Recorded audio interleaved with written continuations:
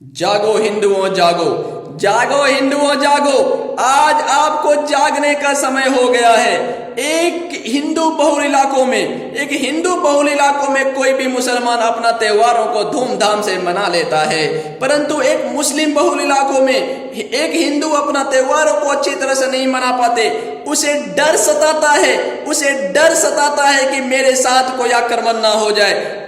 जिस ओर में मुसलमानों की बहुल आबादी है, ज्यादा आबादी है, उस ओर से अपने जुलूस को ले जाने से डरते हैं, उस ओर से अपने जुलूस ले जाने से डरते हैं। जरा सोचिए, आज आपकी आबादी 85% है। आपकी आबादी 85% होने के बावजूद भी आपको डर सताता है, आप सेफ महसूस नहीं करते।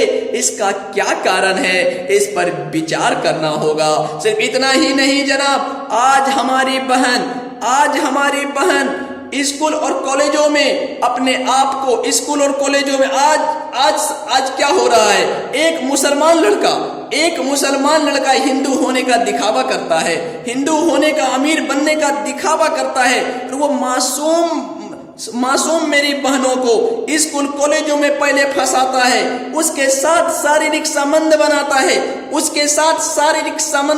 है, फिर उसे धर्म परिवर्तन करने पर मजबूर करता है। आप क्या सोच रहे हैं, ये कोई षड्यंत्र नहीं है क्या? ये एक दो लोग मिलकर नहीं, कई लोग मिलकर ये षड्यंत्र चल रहा है। ये देश में षड्यंत्र चला रहे हैं, वो अपनी जनसंख्या बढ़ाने में दिन रात लगे हुए हैं। जरा सोचिए, आज हम लोग इतनी जनसंख्या होने के बावजूद भी आज हम लोग एक नहीं है, हम लोग अपने आप को डटकर सामना नहीं करते। इसका कारण क्या है? अगर कोई यादव है तो यादव को सपोर्ट करने में लगा है, अगर कोई राजपूत है तो वो राजपूत को सपोर्ट करता है, अगर कोई बनिया किस्म का इंसान है तो वो बनिया को सपोर्ट करता है। अरे जरा खुद सोचिए, आप राम को मानते हैं, मैं भी राम को मानता हूं, ये व्यक्ति भी राम को मानता है, फिर क्यों हम लोग मिलकर नहीं रहते?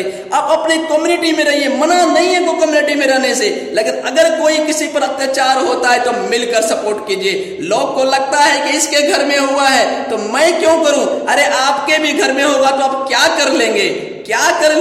ये टेंडेंसी छोड़िए, मिलकर रहिए, तभी आप अच्छे से रह सकते हैं। आपका परिवार सुरक्षित रह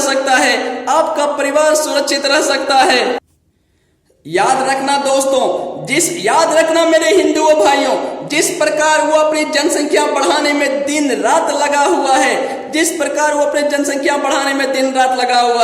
एक दिन अगर हम सभी अपने आप को एकजुट ना कर सके तो एक दिन वो आएगा जब उसके पास अपना एमएलए होगा, फिर वो अपने राज्य में मुख्यमंत्री के पद पर ऐसे लोगों को बिठा देंगे, फिर इतना जनसंख्या बढ़ा लेंगे कि वो अपने आप को हर एमपी बना लेंगे, सांसद बनाएंगे, फिर ऐसे सर्वोच्च पद पर वो अपने कम्युनिटी वाले लोग को बिठा देंगे। आप अपने बैंक बैलेंस बढ़ाने में लगे रहिए, आप घर बनाने में लगे रहिए, आप बच्चे को अच्छे उच्च लेवल का शिक्षा देने में लगे रहिए। अगर बच्चे को उच्च लेवल का शिक्षा देकर क्या ही बना देंगे आप? अरे वो जिला का कलेक्टर बनेगा, लेकिन याद रखना, अगर वो सर्वोच्च लेवल पे अगर वो बैठा दिया तो आपके खिलाफ ही आपका अपना कम्युनिटी के लोग कलेक्टर होने के बावजूद भी, उच्च पोस्ट पर होने के बावजूद भी आप पर वो अत्याचार करवाएगा। आप कुछ नहीं कर सकेंगे। इसलिए आप सावधान रहें, आप शिक्षित हैं, आप समझिए, कास्टिज्म के आधार पे वोट ना मत कीजिए। देश को कौन लेके आगे जा सकता है, कौन पहले?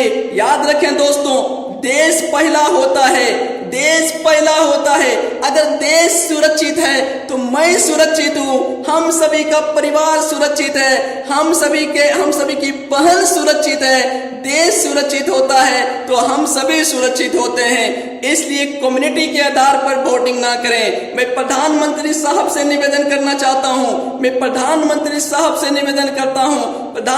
साहब, मैं आपसे निवेदन करना चाहता हूँ कि हमारे देश में हमारे दो को स्ट्रॉन्ग से एक मजबूती से लागू कीजिए। अगर किसी के घर में 2 लड़की होता है, उसे 1 संतान बढ़ाने की इजाजत दीजिए। प्रधानमंत्री साहब, ये कोई भी कर सकता है, एक आप ही हैं जो इसको हमारे 2 को एक मजबूती से लागू करवा सकते हैं। हम दो हमारे दो को मजबूती से लागू करवा सकते हैं। हम दो हमारे दो को मजबूती से लागू करवा सकते हैं।